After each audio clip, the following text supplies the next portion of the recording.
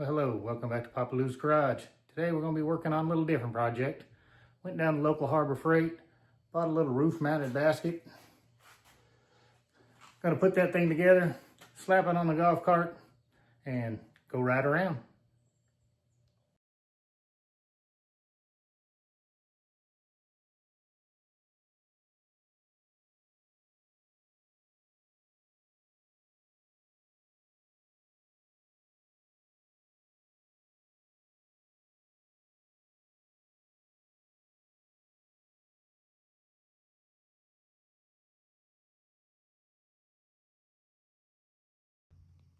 And just like that, it's all together.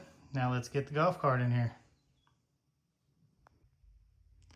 Well, I got the golf cart in the garage, got the rack set up there about where I want it. Now I just got to drill some holes, find some screws long enough to hold her on there, and let's get her done.